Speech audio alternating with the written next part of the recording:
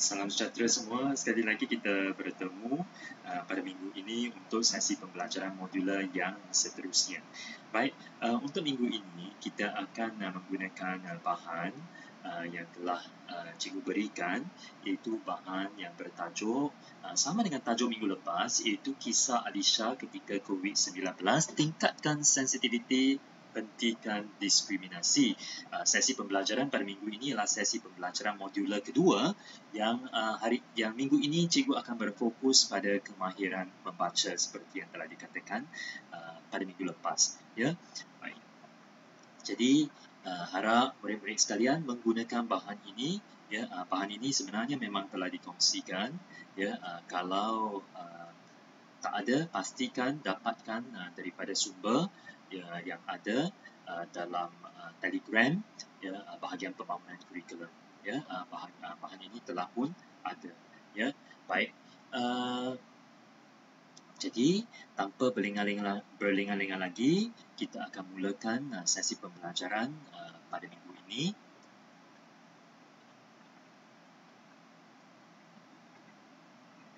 Okey, sekali lagi bertemu bersama dengan saya, Cikgu Alex. Ya, terlebih dahulu saya ucapkan jutaan terima kasih kepada bahagian pembangunan kurikulum kerana memberikan peluang kepada saya untuk berkongsi bahan pembelajaran dalam talian bersama-sama dengan murid-murid seluruh Malaysia. Baik, jadi tajuk kita seperti yang cikgu katakan tadi, kisah Alisha tentang COVID-19, tingkatkan sensitiviti, hentikan diskriminasi. Baik, minggu lepas cikgu ada kata mengapa tajuknya tingkatkan sensitiviti, hentikan diskriminasi. Tunggu hari ini, ya, tunggu sesi pembelajaran yang kedua. Jadi dalam sesi pembelajaran yang kedua ini, ya, kita akan sambung cerita minggu lepas yang berkaitan dengan Alisha, ya, dan dalam cerita murid yang bernama Alisha ini ada isu yang mengajak dan menyeru kita rakyat Malaysia supaya lebih sensitif, lebih peka. Sensitiviti ini maksudnya kepekaan. Maksudnya kita mesti peka dengan keadaan, dengan orang di sekeliling kita, terutamanya ketika sekarang ini kita berada dalam masalah COVID-19, jadi kita mesti lebih sensitif. Ya, sensitif di sini bukan bererti kita yang negatif. Ya, sensitif di sini maksudnya kepekaan kita. Kita mesti ada sensitiviti. Apa yang patut dibuat, apa yang tak patut, apa yang boleh diperkatakan, apa yang tak patut diperkatakan. Ya, dan kemudian kita hentikan diskriminasi. Ya, baik, terhadap siapa nanti kita tengok ceritanya. Baik. Sekali lagi seperti yang cikgu katakan, siri pembelajaran kita ada 4. Ya, harap-harap memang akan ada 4 kesemuanya. Minggu lepas kita telah mengikuti siri pembelajaran yang pertama, iaitu kemahiran mendengar dan bertutur. Cikgu berharap agar murid-murid sekalian telah pun melaksanakan projek mini yang telah cikgu berikan minggu lepas itu. Ya, kalau belum, sila ya usahakannya lah. Baik, untuk minggu ini kita akan teruskan dengan siri pembelajaran 2, iaitu kemahiran membaca. Baik. Kemahiran membaca sesungguhnya menjadi satu kemahiran yang amat sangat penting, ya, sebab melalui aktiviti pembacaanlah kita dapat menambah ilmu pengetahuan. Melalui aktiviti pembacaanlah kita dapat tingkatkan penguasaan bahasa kita, tingkatkan penguasaan kosakata kita, ya, dan menjadikan kita masyarakat yang lebih bertamadun, terdidik dengan ilmu, ya. Jadi memang kita perlu banyak membaca. Persoalannya ialah bagaimanakah kita membaca? Adakah kita menggunakan teknik pembacaan yang betul? Ya, jadi untuk hari ini cikgu akan melaksanakan aktiviti pembelajaran bersama-sama dengan murid, ya, supaya murid-murid dapat melihat bagaimana cikgu apabila membaca sesuatu bahan itu, apakah aspek yang cikgu berikan perhatian. Baik. Okey, sebelum cikgu mulakan, cikgu sekali lagi ingatkan bahawa standard kandungan yang akan kita gunakan berdasarkan dokumen standard kurikulum pentaksiran iaitu di SKP kita ialah 2.3, iaitu membaca untuk memproses maklumat daripada pelbagai bahan. Membaca untuk memproses maklumat, ya, kata kunci di sini adalah memproses maklumat, dan kemudian daripada pelbagai bahan. Maksudnya bukan daripada satu bahan tetapi daripada pelbagai bahan. Dan standard pembelajaran kita, kalau untuk murid tingkatan 3, 2.3.1 membaca dan mengulas maklumat daripada pelbagai teks dengan betul dan tepat. Ya, manakala untuk tingkatan 2 membaca untuk mengenal pasti idea utama dan idea sampingan dengan betul dan tepat. Manakala untuk tingkatan 1 membaca untuk menyaring dan mengenal pasti idea utama dan idea sampingan dengan betul dan tepat. Jadi kalau kita perhatikan tingkatan 1 dan tingkatan 2 sebenarnya lebih kurang sama saja, ya. Cuma tingkatan 1 ini dia ada menyaring. Ya, menyaring maksudnya kita lihat yang mana satu isi, yang mana satu bukan isi, ya. Dan kemahiran ini sudah dikuasai oleh murid tingkatan 2. Jadi murid tingkatan 2 menyaring tidak dinyatakan di sini bukan bererti tak perlu, ya, tetapi disebabkan sepatutnya sudah dikuasai. Dan kemudian tingkatan 3 bukan bererti dia tidak perlu mengenal pasti idea utama, idea sampingan, tetapi juga sudah menguasainya, maka dia terus pergi kepada kemahiran mengulas maklumat, ya. Baik, manakala untuk murid tingkatan 1, walaupun murid tingkatan 1 ini hanya perlu menyaring dan mengenal pasti idea utama dan idea sampingan, tetapi cikgu memang berharap agar murid-murid tingkatan 1 juga cuba membuat soalan mengulas maklumat yang ada dalam bahan kita, ya, sebab sebenarnya kalau murid-murid mengikuti sesi pembelajaran ini dengan baiknya, memang murid boleh mencapainya. Baik, okey. Baik, jadi kita imbas kembali kisah tentang Alisha.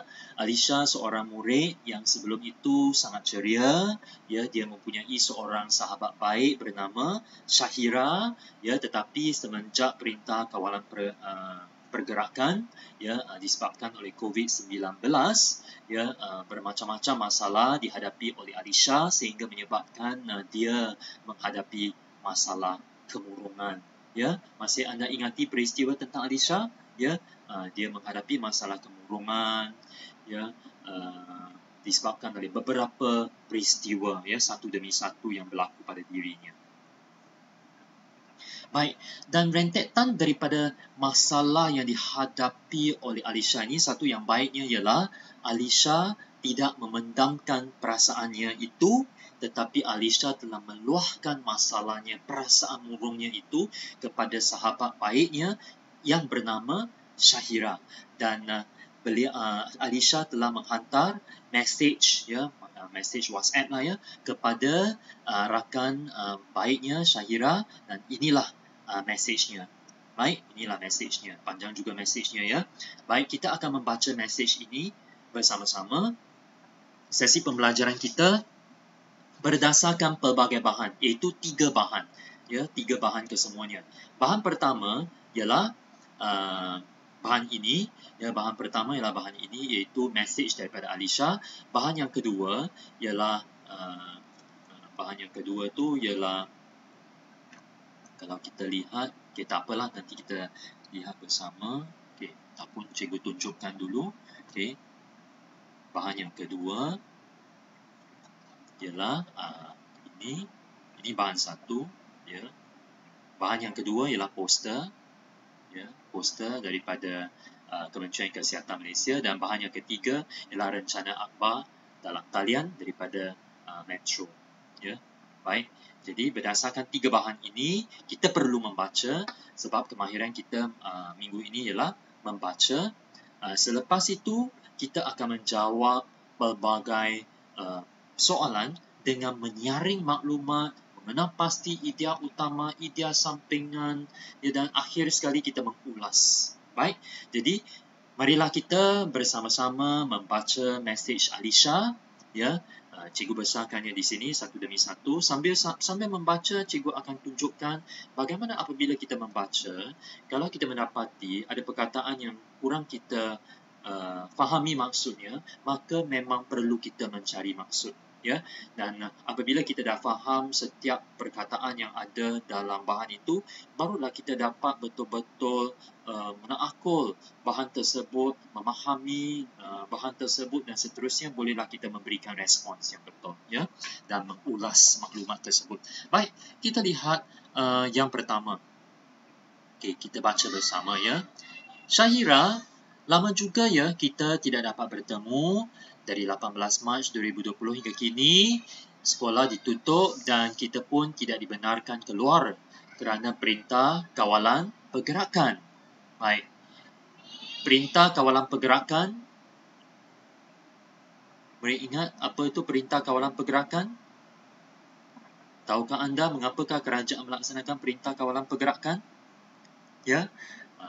Tujuan kerajaan melaksanakan perintah kawalan pergerakan ini tidak lain tidak bukan adalah untuk mengurangkan interaksi sosial antara manusia, ya, antara rakyat, ya, antara individu dalam masyarakat kita. Ya, mengapa kita perlu kurangkan interaksi sosial secara fizikal?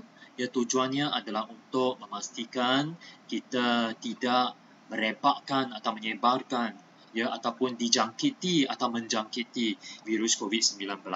Akhirnya kita dapat memutuskan rantaian jangkitan. Yang terpenting ialah kita dapat memutuskan rantaian jangkitan. Ya, baik. Kemudian harap Syahira masih ingat, masih sihat dan ceria, tapi saya nak luahkan masalah saya kepada Syahira lah. Sebenarnya saya berasa amat tertekan, selalu berasa sedih, muram dan jemu seperti orang yang menghidap penyakit kemurungan lah rasanya. Ya, kemurungan kalau dalam bahasa Inggeris atau kita sentiasa mendengar orang kata depressed, ya. Kemurungan tu depression. 3 minggu lebih duduk di rumah, ya, baik. Jadi kemurungan apa maksudnya? Perihal murung, kemuraman, kesuraman, ya, kenangan itu menjadikan kemurungannya bertambah-tambah dan bibirnya bergetar-getar. Ini cikgu ambil terus daripada Kamus Dewan, ya, sumber Kamus Dewan, ya, dan cikgu ambil bahan ini juga daripada secara dalam talian, iaitu Pusat Rujukan Persuratan Melayu. Seperti yang cikgu katakan selalu, apabila kita nak merujuk maksud suatu perkataan, rujuklah pautan, rujuklah laman Pusat Rujukan Persuratan Melayu. Ya, sebab itulah yang akan memberikan maksud yang tepat untuk kita mempelajari maksud perkataan. Baik. Dan dari segi psikologi, kemurungan ialah keadaan apabila seseorang mengalami rasa kecewa dan putus asa yang diiringi dengan gejala seperti sukar tidur, lembab berfikir, rasa bersalah yang keterlaluan yang tidak setimpal dengan kesalahan yang dilakukan. Kadang-kala ada seseorang orang tertentu mungkin dia melakukan sesuatu kesalahan, jadi disebabkan dia tidak dapat memaafkan diri dia sendiri, maka dia juga menghadapi masalah kemurungan. Tapi tidak semestinya seseorang itu melakukan kesalahan. Seseorang itu mungkin menghadapi sesuatu masalah, ya, kemudian dia berasa kecewa, putus asa, ya, sehingga dia menjadi sukar tidur, tak ada selera makan, lembab berfikir, rasa bersalah. Baik. Jadi itulah yang dihadapi oleh Alisha. 3 minggu lebih duduk di rumah, saya dah mula berasa teramat bosan. Adik-adik saya yang 4 orang itu memang sangat bising. Rumah saya pula kecil, sekangkang kera sahaja. Apa maksudnya sekangkang kera? Ya, murid-murid tahu kera itu apa? Ya, kera ialah jenis haiwan seperti monyet. Kangkang maksudnya buka kaki. Baik, kalau kera buka kaki, kera itu kan kecil. Ya, apabila dia buka kakinya, berapa besar? Ya, berapa besar? Ya, keluasannya itu. Jadi, apabila kita kata rumah saya pula kecil, sekangkang kera saja, maksudnya sangat sempit ataupun tidak luas. Ya, jadi maksud tersirat di sini ialah apa sebenarnya?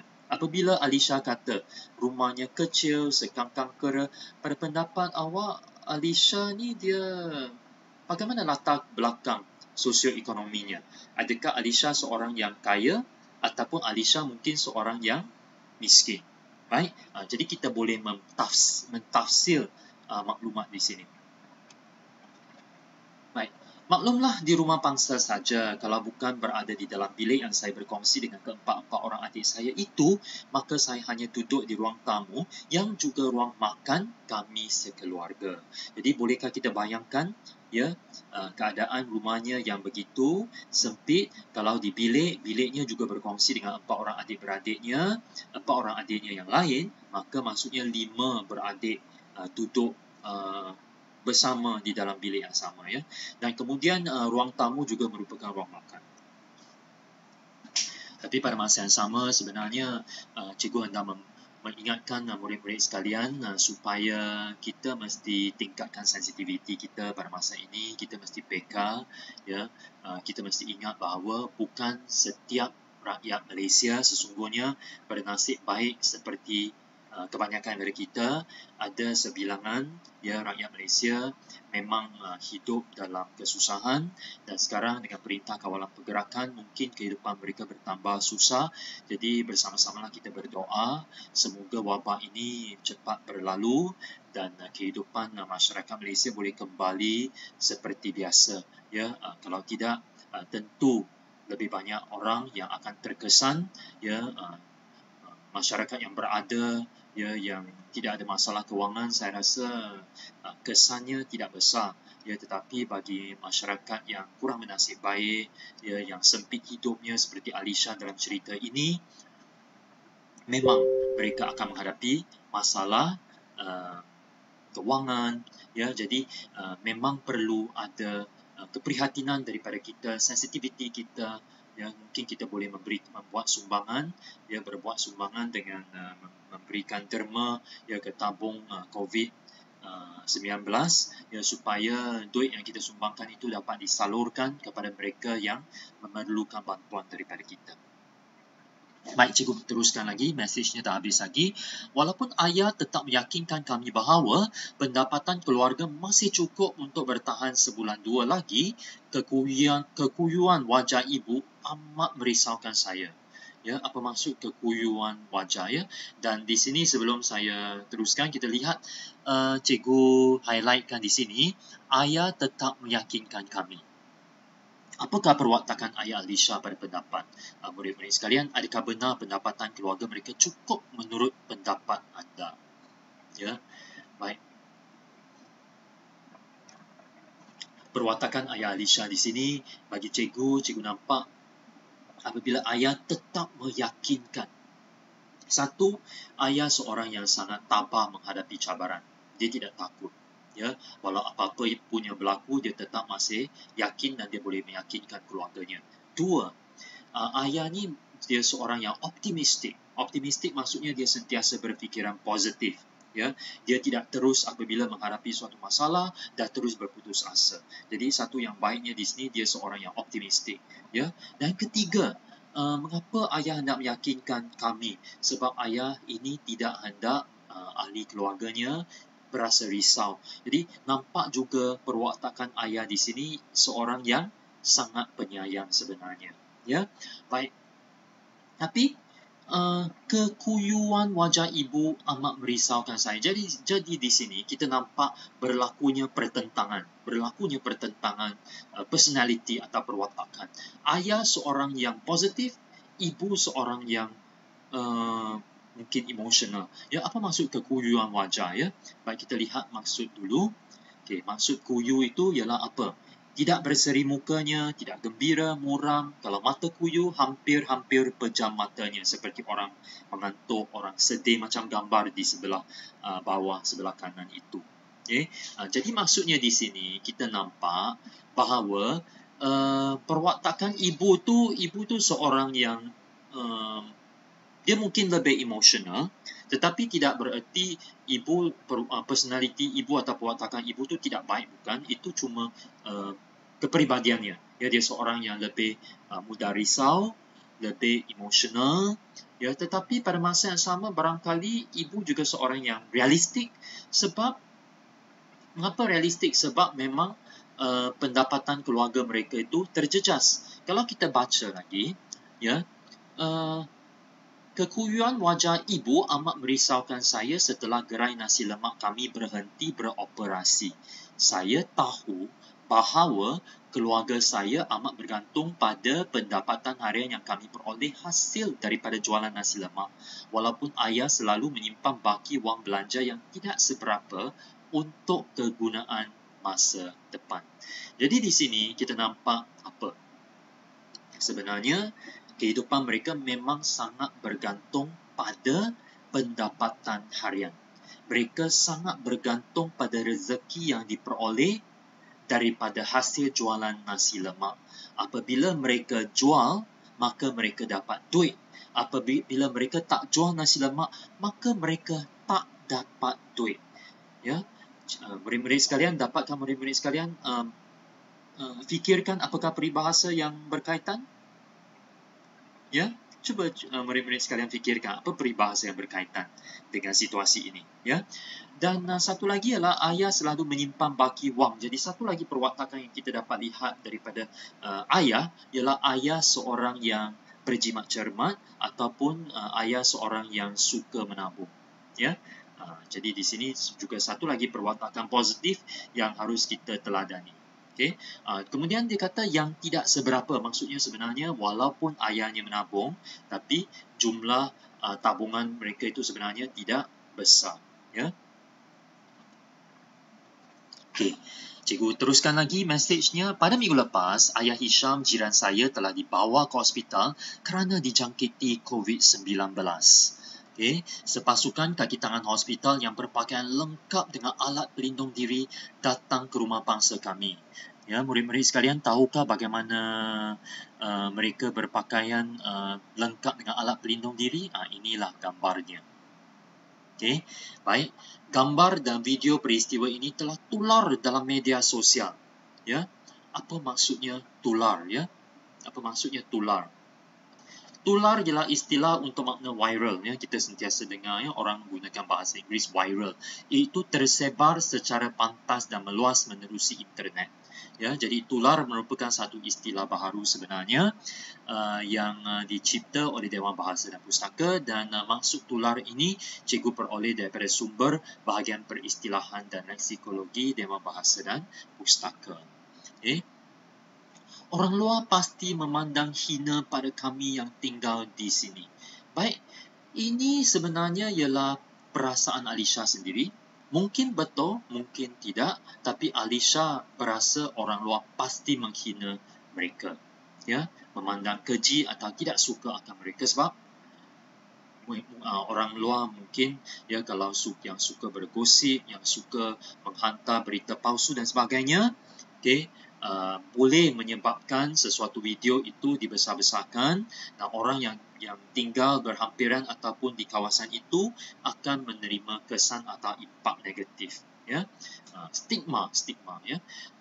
Saya berasa amat malu. Ya, Alisha dah mula berasa malu. Berasa malu ini disebabkan oleh stigma. Nanti kita dalam bahagian yang kedua kita akan tengok stigma ya, apa itu. Semalam Amira menghantar mesej kepada saya. Dia kata kalau nanti sekolah sudah dibuka, dia minta saya jangan ke sekolah dahulu. Takut nanti saya merebakkan virus kepada kawan-kawan sekolah. Pada pendapat murid-murid sekalian, patutkah Amira berkata demikian kepada Alisha? Di mana sensitivitinya tu? Ya, itu sebabnya bahan ini cikgu hendak membawa nilai, membawa mesej kepada yang duduk di depan ini bahawa kita mesti pada masa kritikal ini kita mesti tingkatkan sensitiviti kita.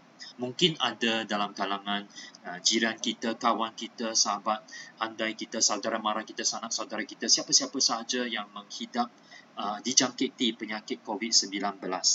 Ya, tapi bagaimanakah kita memikul tanggungjawab sivik kita sebagai rakyat yang sensitif, ya, yang ada kepekaan, yang ada sensitiviti ini ya kepada mereka yang tidak pun diminta untuk dijangkiti.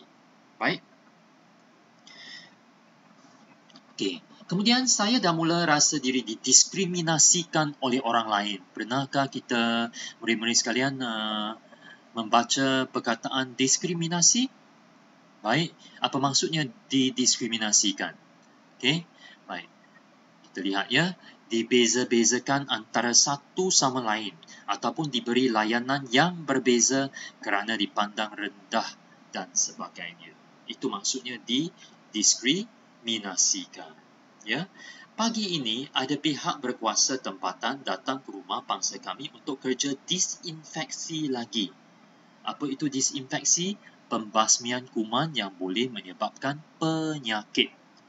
Baru-baru ini, satu lagi perkataan yang suka ataupun kerap digunakan secara meluas, cikgu dah pernah terbaca dalam surat khabar, dalam media berkali-kali. Satu lagi perkataan selain disinfeksi yang telah digunakan oleh media, iaitu nyah cemar, NYAHCEMAR, nyah cemar. Okay? Tepatkah istilah nyah cemar yang sering kita temukan akhir-akhir ini? Selepas ini kita akan membaca, ya, cikgu membuat sedikit ulasannya tentang istilah ini. Baik, cikgu teruskan dulu. Syahira, saya sudah panik. Adakah saya juga akan dijangkiti COVID-19? Saya sangat risau, amat sangat. Apakah yang harus saya buat? Jadi kalau kita baca dari bahagian awal mesej sampai bahagian akhir mesej, kita dapati bermacam-macam masalah yang menyebabkan kemurungan Alisha. Ya, jadi nanti kita akan menyaring maklumat ini, ya, untuk mengenal pasti apakah punca Alisha berasa murung. Okay? Apakah kemurungan yang dihadapi oleh Alisha dan apakah punca yang menyebabkan Alisha menjadi murung. Okay? Jadi nanti kita akan memproses maklumat sebab ini ialah satu kemahiran yang perlu kita kuasai dalam kemahiran membaca ini. Baik, sekarang sebelum kita teruskan, kita lihat istilahnya cemar ini, ya. Baik, kalau berdasarkan Kamus Dewan, ini Kamus Dewan, ya. Ini Kamus Dewan, kalau kita lihat, okay, yang pertama, yang atas sekali ini, nyah, pergi, berhambus, lari. Kalau kita tengok BK maksudnya bahasa kasar. Sudahlah, nyalah kau dari semua balik. Okay? Jadi itu maksudnya. Tapi kalau kita lihat sebelah bawah, satu lagi nya ialah awalan asing, buang atau hapus. Ya, contohnya nya cas, nya warna, nya asli, ya, nya cas, nya kod, nya pepijat, ya, nya pepijat macam lebih kurang antivirus macam itu. Nya tentera, ya, iaitu menghentikan atau menyingkirkan tentera di sesuatu kawasan, ya. Nya toksik, nya warna. Baik. Jadi maksudnya di sini nyah ada dua. Satu yang boleh berdiri sendiri, satu yang merupakan imbuhan. Okay? Yang berdiri sendiri itu kalau kita lihat dia sebenarnya lebih kasar bahasanya. Okay? Tapi dia ada juga imbuhan dalam bentuk kata kerja yang menjadi mengenyahkan. Mengapa dia menjadi mengenyahkan? Sebab kata dasar suku katanya satu, ya. Suku kata tunggal nya. Suku kata tunggal nya apabila diberi imbuhan akan menjadi mengekan. Jadi mengenyahkan. Mengenyahkan salah satu maksud ialah menghilangkan atau menghapuskan. Kalau perihal mengenyahkan dia akan menjadi pengenyahan. Okey? Baik. Jadi di sini jika nya hendak digandingkan dengan satu perkataan lain untuk membentuk istilah, maka nya mesti digunakan sebagai imbuhan. Itu pada pendapat cikgu lah. Ya, contohnya nya asli, nya cas, nya kafena, nya toksik, nya warna, dan kemungkinannya boleh dicipta istilah nya cemar yang ejaannya rapat, bukan pisah, ataupun nya jangkit yang sebenarnya lebih tepat lagi sebagai padanan kepada disinfect. Ya, sebab infection ialah jangkitan, terjangkit ialah infected. Disinfect ialah nya jangkit, sebenarnya ialah istilah yang lebih tepat daripada nya cemar. Okey? Baik. Sebaliknya, jika nya hanya membawa maksud menghapuskan, maka kata kerja berapitan mengekan itu mengenyahkan mestilah digunakan. Persoalannya, adakah kita selesa? Ya, kadang-kadang sebagai pengguna bahasa, keselesaan penggunaan suatu bahasa itu sangat penting. Adakah masyarakat selesa bersedia menggunakan frasa kerja mengenyahkan jangkitan ataupun kerja-kerja pengenyahan jangkitan? Ya, adakah kita terbiasa? Bagi saya, kalau cikgu rasa okey, boleh pengenyahan jangkitan bagi saya sedap didengar. Ya, daripada nya cemar. Ya, tetapi kita bukannya nak mempersalahkan mana-mana pihak di sini. Tidak, ini cuma satu ilmu bahasa untuk kita bincangkan bersama-sama. Okay, hanya satu maklumat tambahan, ilmu tambahan. Kalau nak guna nya cemar, rapatkan. Ataupun lebih tepat, nya jangkit, rapatkan. Ya, kalau nak gunakan nya sebagai satu patah perkataan, sepatutnya gunakan bentuk kata kerjanya mengenyahkan atau kata namanya pengenyahan. Ya, baik. Kemudian bahan yang kedua ni ialah jauhi stigma pandangan negatif terhadap pesakit dan keluarga. Okay, stigma apa maksudnya? Okay. Apa maksud stigma? Adakah ini maksudnya kalau murid-murid yang pernah belajar sains, ya, ada stigma pada bunga, adakah itu stigmanya? Sudah tentu tidak, ya, sudah tentunya tidak, ya. Memang dia ada dua maksudnya. Satu ialah dari segi biologi, bahagian hujung benang sari menerima bunga, ya. Tapi yang kedua, sifat atau sesuatu yang menjatuhkan maruah, kecelaan, iaitu malu, keaiban, perasaan malu, ya. Jadi stigma ni ada maksud perasaan malu, ya, sesuatu yang menjatuhkan maruah ataupun keaiban. Baik, sebelum cikgu teruskan, cikgu suka tunjukkan video yang sama dengan bahan ini sebenarnya, ya, mungkin lebih menarik kalau kita lihat videonya. Dekat ini, baik, kita lihat bersama, ya.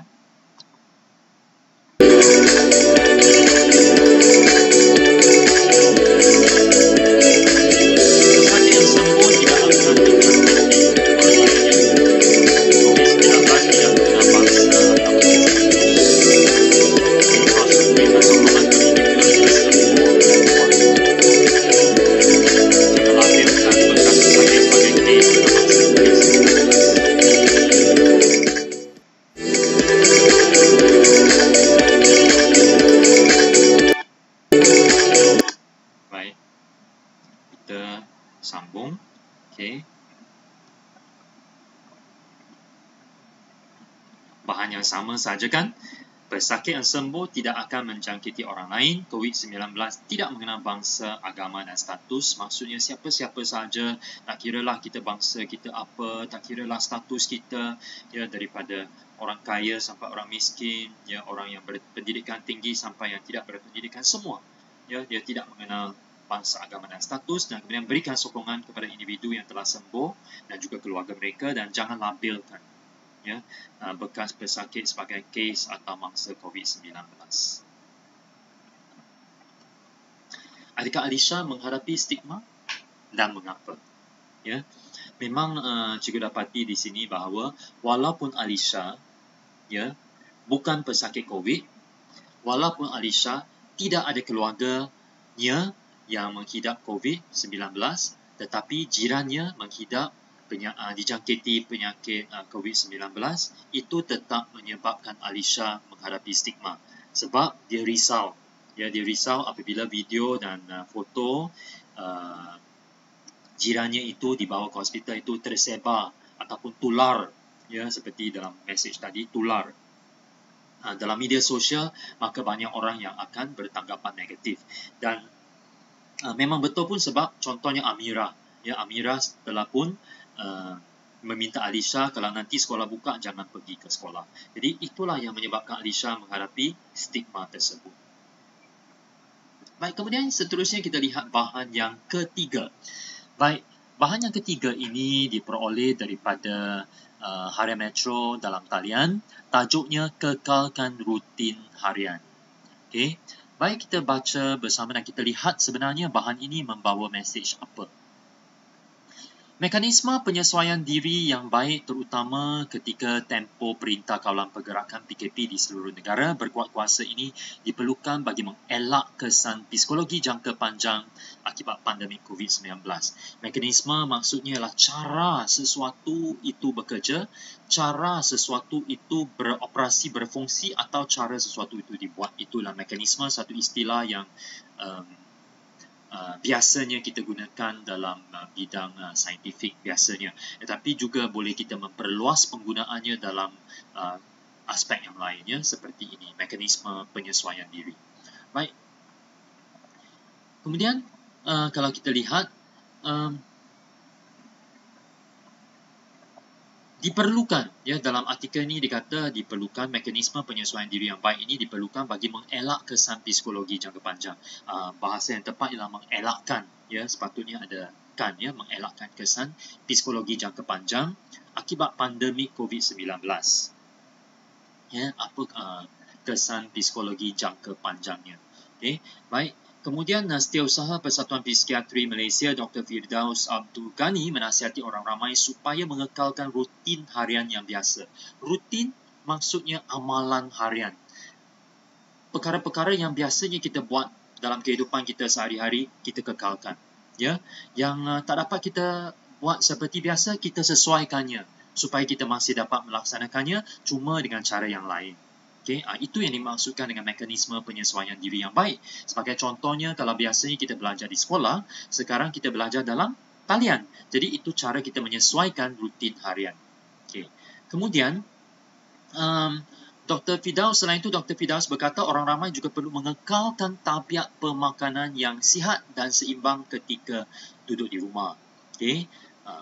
Sentiasa bersenam, dapatkan tidur yang cukup, kurangkan pengambilan kafein dan elakkan minuman beralkohol, rokok dan dadah. Ya, maksudnya kita perlu mengekalkan gaya hidup sihat. Sebenarnya inilah masa yang bagus untuk berhenti merokok.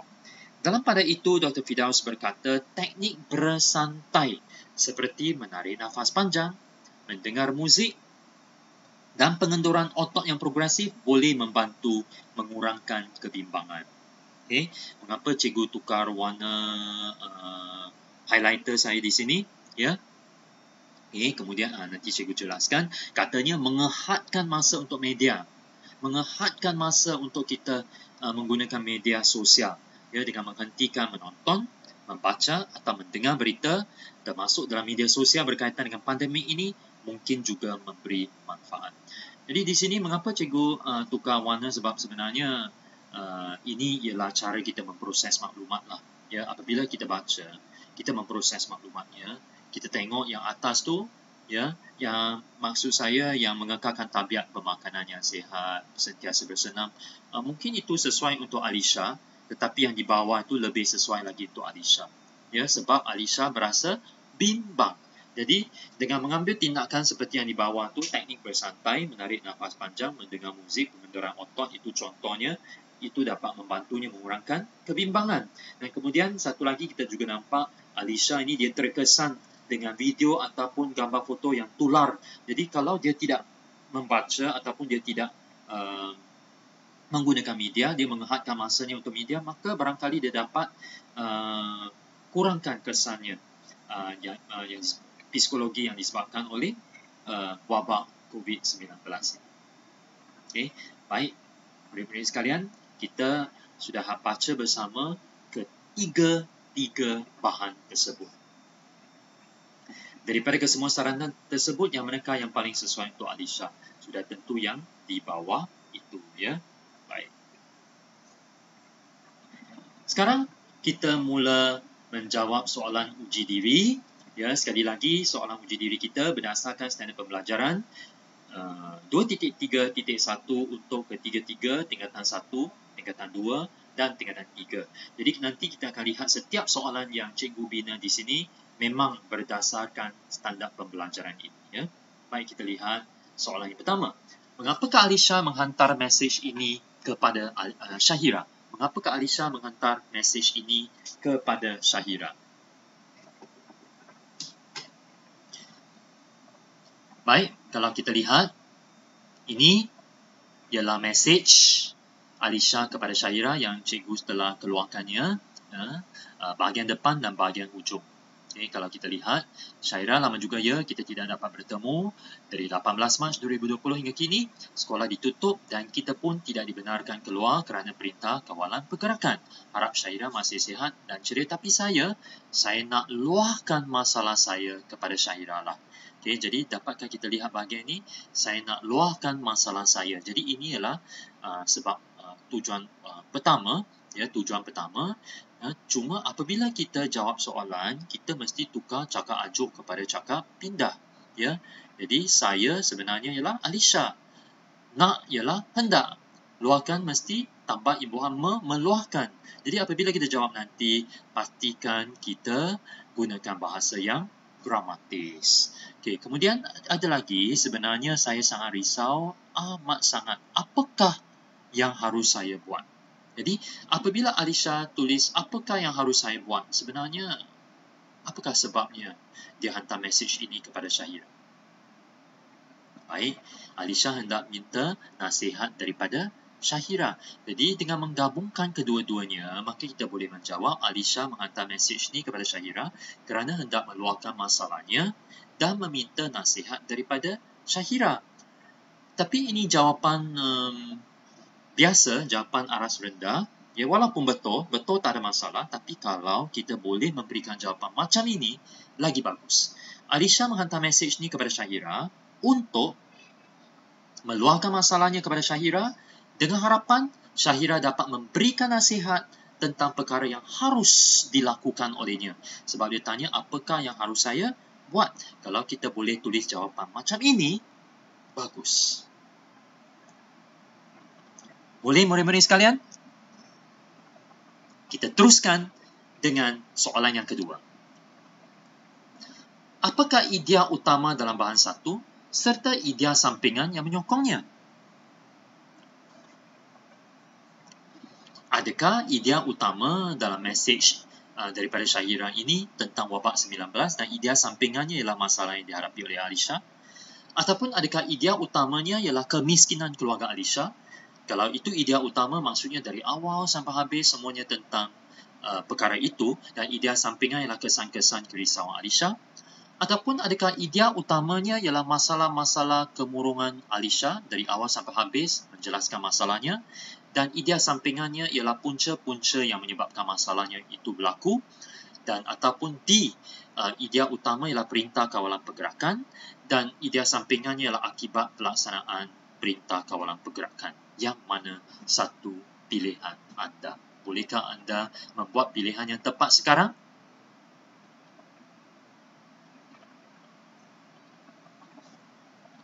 Kalau kita memproses maklumatnya betul-betul, kita dapati dari awal sampai habis, sebenarnya Alisha menceritakan masalah-masalah yang dihadapi olehnya, dan pada masa yang sama, Alisha juga memberikan punca-punca masalahnya itu. Jadi jawapannya yang lebih tepat sepatutnya C.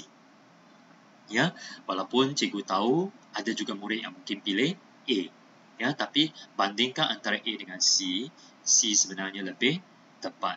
Sebab kalau A ialah idea utama, sepatutnya Alisha akan berfokus pada banyak maklumat yang berkaitan dengan COVID-19 sebagai idea utama.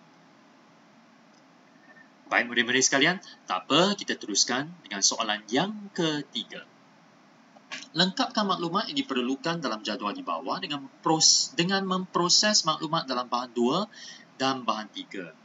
Baik murid-murid sekalian, itu sebabnya kalau kita lihat, terutamanya kalau murid tingkatan 3, murid tingkatan 3 kalau tengok soalan PT3 tahun lepas, ia memang pemahaman kita berdasarkan pelbagai bahan. Ya, kadang-kadang 2 bahan, kadang-kadang 3 bahan. Ya, itu sebabnya apabila cikgu membuat pembelajaran dalam talian ini, cikgu juga membuat soalan yang mirip kepada soalan PT3, ya, walaupun kita sebenarnya bukan berorientasikan peperiksaan. Baik, kita perlu memproses maklumat bahan 2 dan bahan 3. Okey. Baik, kita nak memproses maklumat bahan 2, bahan 3. Kita nak nyatakan bahan 2, tujuan bahan 2 itu apa dan apa kebaikannya. Tujuan bahan 3 itu apa dan apakah kebaikannya. Okey. Baik, sudah bersedia? Kita lihat satu demi satu. Okey, ini bahan 2 tadi, ya. Jauhi stigma, pandangan negatif terhadap pesakit dan keluarga. Poster ini sebenarnya mendidik masyarakat supaya mengikis pandangan negatif. Ya, jadi kita keluarkan dari perkataan di sini, pandangan negatif. Maksudnya kita perlu mengikis pandangan negatif terhadap pesakit dan keluarga pesakit COVID-19. Apakah kebaikannya di sini? Pesakit dan keluarga pesakit dapat terhindar ataupun menjauhi stigma. Okey, jadi itu ialah kebaikannya, dapat terhindar daripada stigma. Okey. Tujuannya adalah untuk mendidik masyarakat supaya mengikis pandangan negatif terhadap pesakit dan keluarga pesakit COVID-19 sebab mereka tidak minta dijangkiti. Boleh murid-murid sekalian?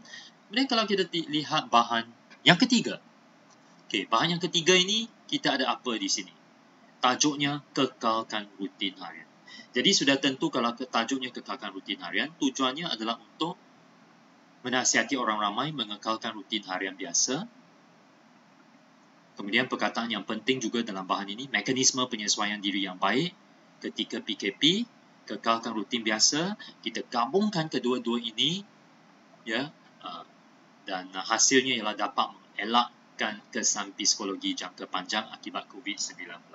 Kita gabungkan maklumat yang tersurat di sini, kita boleh memberikan jawapan dan kita boleh isi jadual kita tadi.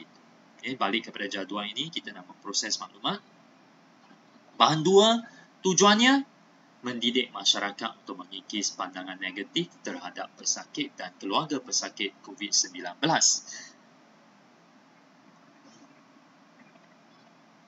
Baik, kebaikannya, pesakit, bekas pesakit dan keluarga mereka terhindar daripada stigma. Bahan 3, tujuannya mendidik masyarakat agar mengekalkan rutin harian biasa dengan mekanisme penyesuaian diri yang baik sepanjang tempoh perintah kawalan pergerakan. Ya, sudah?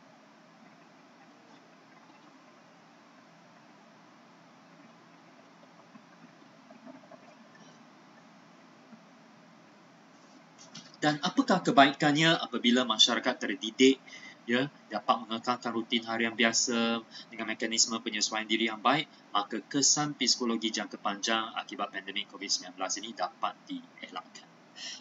Inilah caranya kita memproses maklumat. Apabila kita baca sesuatu maklumat itu, kita mesti tahu ini tujuannya apa, itu apa, penulis sedang menceritakan apa, tujuan, kebaikan, kesan, langkah ataupun apa. Okey, baik. Sudah? Baik, kita teruskan dengan soalan yang keempat. Berdasarkan bahan 1, keluarga Alisha menghadapi kesempitan hidup kerana pendapatan keluarga terjejas.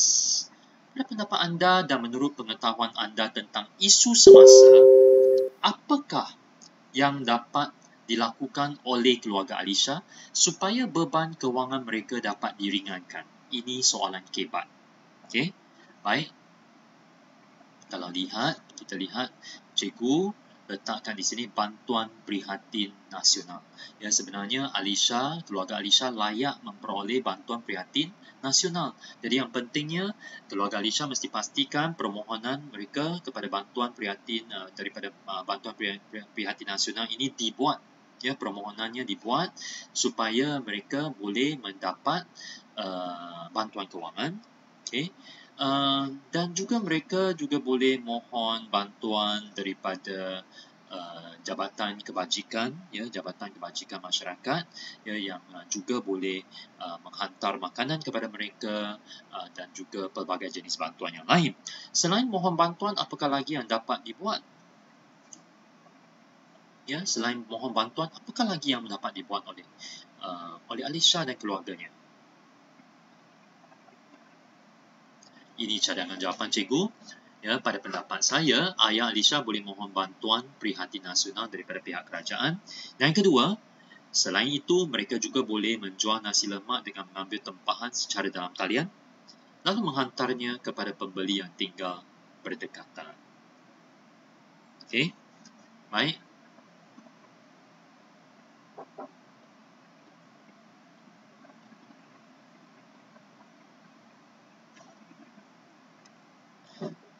Kemudian seterusnya, pada pendapat anda, bagaimanakah maklumat dalam bahan 2 dapat membantu Alisha?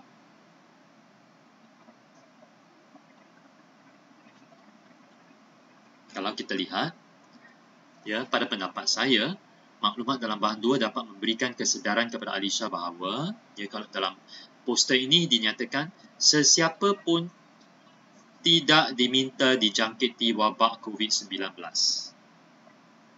Okay. Jadi maka tidak sepatutnya kita berasa malu. Selain itu, dengan adanya bahan 2, Alisha akan sedar bahawa kerajaan memandang serius stigma yang dialami oleh sesetengah rakyat Malaysia Dan yang pastinya dia tidak keseorangan dalam hal ini. Maka kesedaran ini diharapkan dapat meredakan kemurungannya. Jadi kita ada yang tersurat, ada yang tersirat.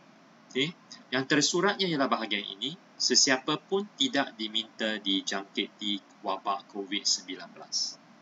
Yang tersiratnya ialah tidak sepatutnya berasa malu. Perkataan malu ini sebenarnya merujuk stigma, ya, ataupun tidak sepatutnya menghadapi stigma. Dengan adanya bahan 2, Alisha sedar bahawa kerajaan memandang serius stigma yang dialami oleh setengah rakyat Malaysia, dan yang pastinya dia tidak keseorangan kalau kita lihat, ya, di sini dalam hal ini. Maka kesedaran ini diharapkan dapat meredakan kemurungannya. Soalan yang seterusnya, nyatakan 2 kaedah daripada bahan 3 yang paling berkesan untuk meredakan kemurungan Alisha. Tadi, bukankah kita sudah sebut? Ingat tak? Ya? Ingat tak dalam bahan kita tadi?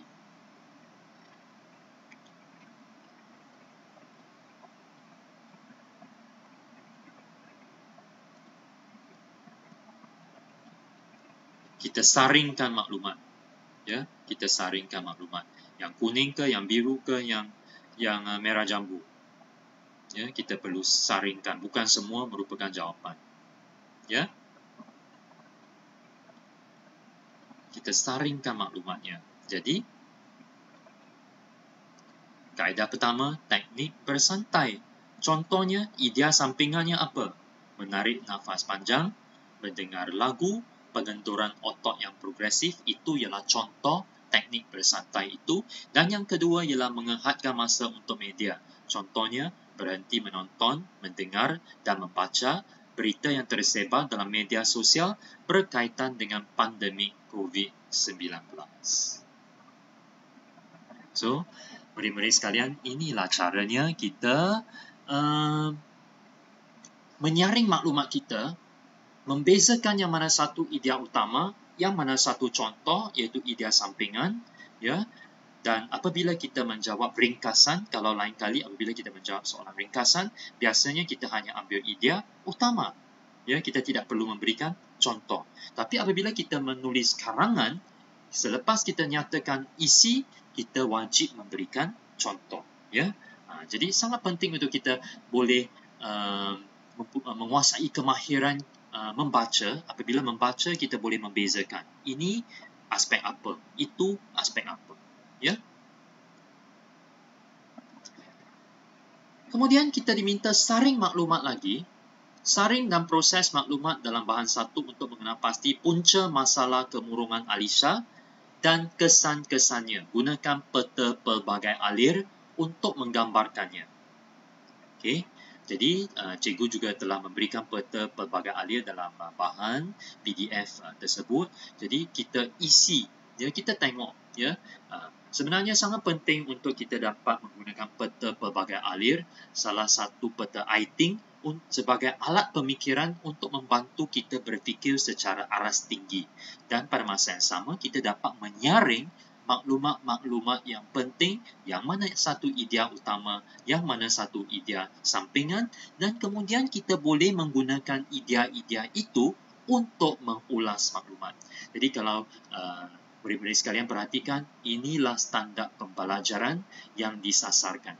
Okay? Baik, kalau kita lihat, punca masalah kemurungan Alisha yang pertama ialah dia berasa bosan, 3 minggu lebih duduk di rumah, adik-adik bising, keadaan rumah sekangkang kera.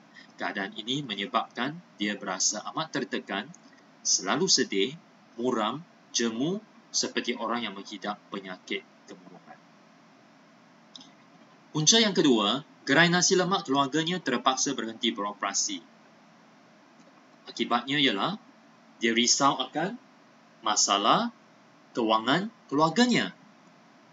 Yang ketiga, video jirannya dijangkiti COVID-19 tular dan diminta oleh Amirah jangan ke sekolah. Kesannya ialah dia berasa malu atau mengalami stigma dan berasa dirinya didiskriminasikan.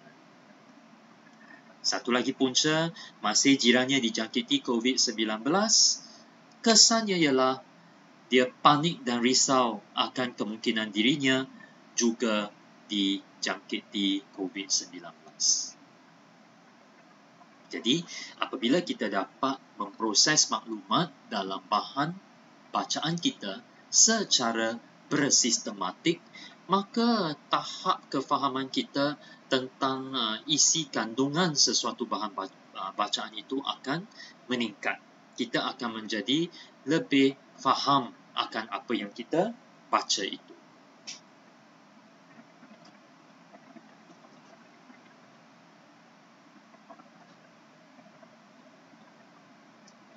Boleh murid-murid sekalian?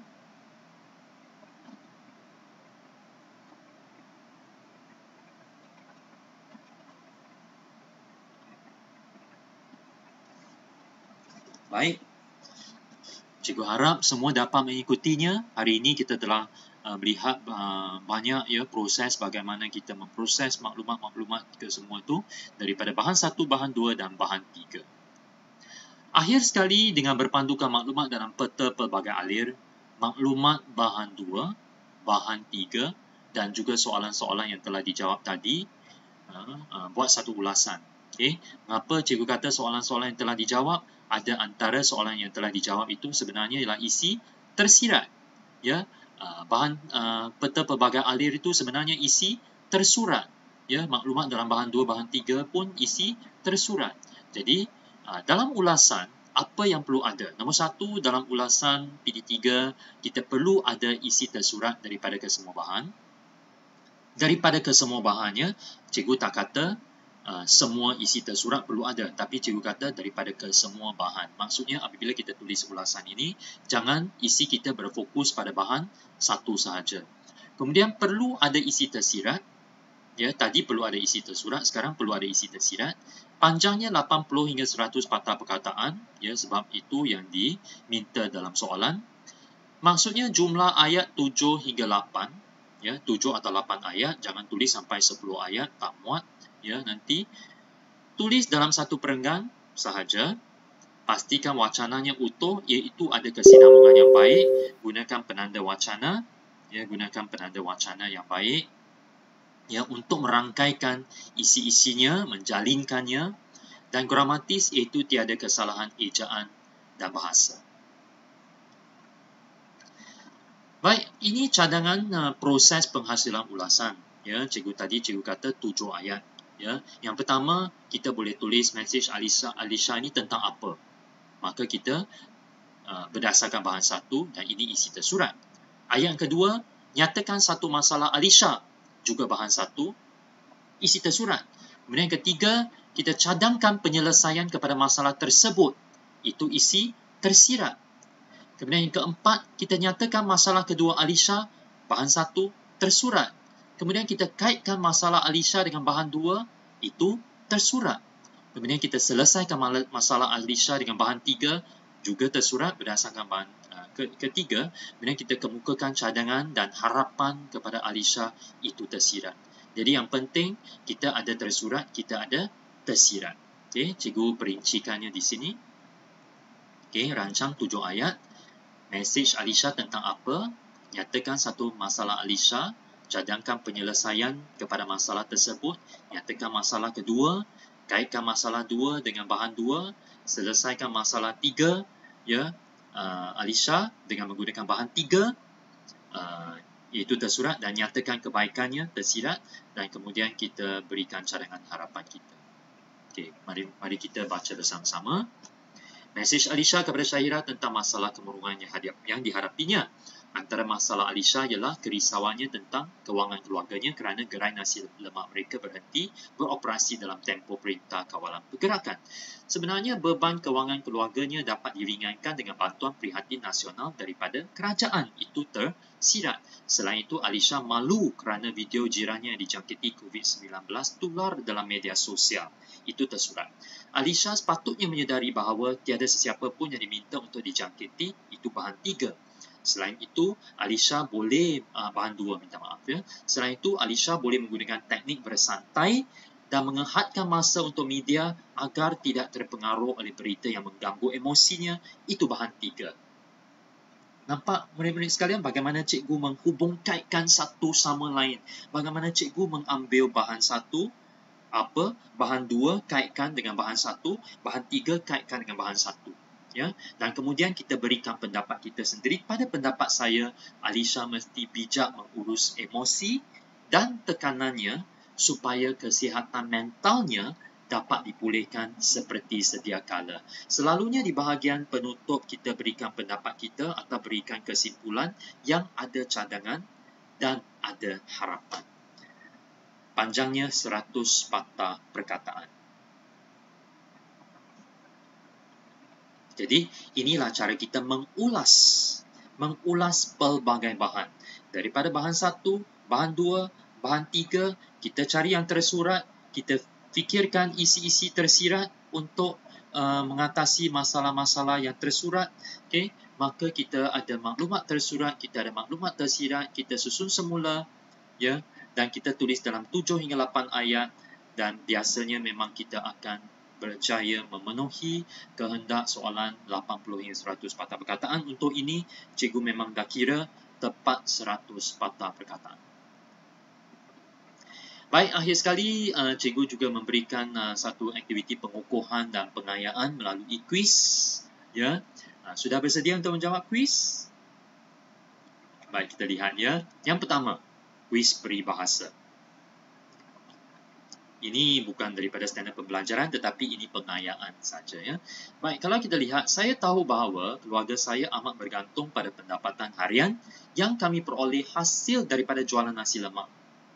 Walaupun ayah selalu menyimpan baki wang belanja yang tidak seberapa untuk kegunaan masa depan. Bolehkah anda nyatakan peribahasa yang sesuai untuk situasi A dan B?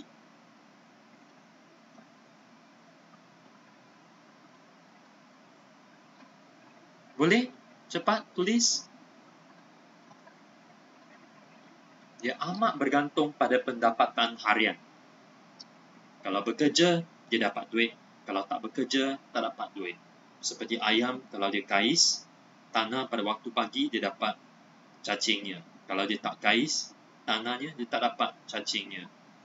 Kais pagi makan pagi, kais petang makan petang. Baik, untuk situasi B, selalu menyimpan baki wang belanja yang tidak seberapa untuk kegunaan masa depan. Kita boleh kata sediakan payung sebelum hujan. Baik, bolehkah kita teruskan?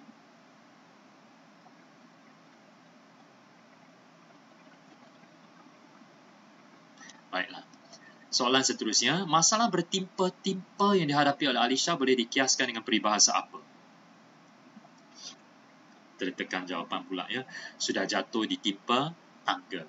Satu lagi soalan, walaupun Syahira amat mengasihani keadaan Alisha dan turut berasa sedih memikirkannya, Alisha jugalah yang akan menanggung beban masalah itu. Peribahasa yang sesuai dengan situasi ini adalah, kita selalu berasa simpati kepada orang lain yang menghadapi masalah.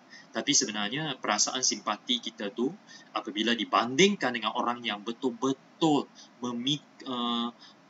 menanggung beban itu, ya, beban yang ditanggung oleh orang tersebut jauh lebih berat daripada perasaan sedih atau simpati yang kita rasai. Peribahasa ini adalah berat mata memandang, berat lagi bahu yang memikul. Baik murid-murid sekalian, jadi sambil kita memproses bahan tadi untuk kemahiran membaca, sekarang cikgu memberikan sedikit pengayaan kaitkan dengan peribahasa supaya bertambah kaya ya, ilmu pengetahuan kita. Okey, baik. Satu lagi aktiviti yang terakhir, teka silang kata. Cikgu cadangkan nanti murid-murid sekalian cuba jawab teka silang kata ini, hentikan video, jangan tengok jawapan dulu, jawab dulu sendiri, kemudian baru pauskan video ini, kemudian baru play balik ya video ini, kemudian supaya kita dapat semak jawapan. Ya, semua perkataan di sini ialah perkataan yang telah cikgu sebut sepanjang sesi pembelajaran dari tadi sampai sekarang. Okay? Contohnya kalau yang melintang iaitu across, melintang kepekaan, tadi cikgu ada kata kita mesti tingkatkan apa? Hentikan diskriminasi kepekaan. Yang keempat, pembasmian kuman. Juga tadi kita ada belajar satu istilah, pembasmian kuman itu apa? Yang keempat, yang ke-8, kawasan yang sangat sempit atau luas. Peribahasa itu ya. Situasi sesuatu berita tersebar dengan meluas menerusi internet. Apakah istilah itu? Wabak penyakit nombor 10. Wabak penyakit yang tersebar dengan meluas sehingga seluruh wilayah benua atau dunia. Apakah istilah untuk wabak yang tersebar dengan meluas? Mungkin tadi cikgu tak menekankan perkataan itu, ya. Tetapi memang ada perkataan itu digunakan ya, dalam bahan-bahan bacaan kita tadi. Dan kemudian untuk yang menegak, yang pertama layanan berbeza-beza. Apabila kita tengok berbeza-beza, kita memberikan layanan yang berbeza-beza, maksudnya kita apa? Ya, kata dasarnya bermula dengan D. Kemudian yang kedua, sesuatu yang menjatuhkan maruah atau kecelaan. Apa perkataan itu? Ya, tadi bahan 1 ada, bahan 2 ada, ya.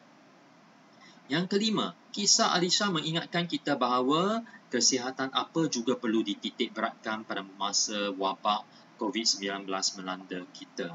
Ya, kita mesti bukan sahaja menjaga kesihatan fizikal, kita juga mesti menjaga kesihatan apa.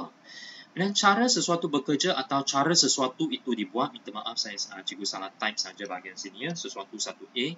Cara sesuatu itu bekerja atau cara sesuatu itu dibuat, satu istilah, ya, satu istilah, cikgu hampir tersebut perkataan itu. Nah, akhir sekali kemuraman. Kemuraman juga boleh maksudnya apa. Ya. Baik, jadi cikgu cadangkan, ya, jangan menonton, jangan terus menonton, ya. Pause dulu, ya, pause dulu. Cuba jawab, dah habis jawab, baru sambung video ini untuk semak jawapan. Boleh?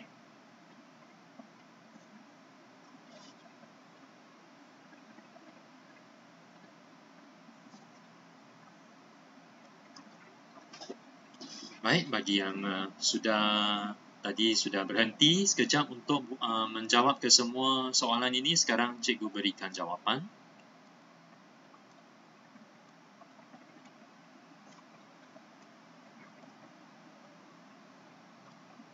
Adakah semua dapat menjawab dengan tepatnya?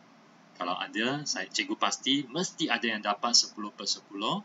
Tahniah dan syabas. Ya, jadi cikgu harap daripada sesi pembelajaran ini bukan sahaja kita mempelajari kosakata, peribahasa, maklumat-maklumat yang penting tentang COVID-19, kita dapat saring maklumat penting, saring idea utama, idea sampingan, kita dapat mengulas maklumat daripada pelbagai bahan, dan yang paling pentingnya ialah kita dapat belajar dalam talian, ya, dalam keadaan selamat, duduk di rumah, tidak perlu pergi ke sekolah sekarang dalam Perintah Kawalan Pergerakan, dan bersama-samalah kita membantu kerajaan untuk memutuskan rantaian jangkitan COVID-19 ini supaya kita dapat kembali kepada kehidupan biasa kita.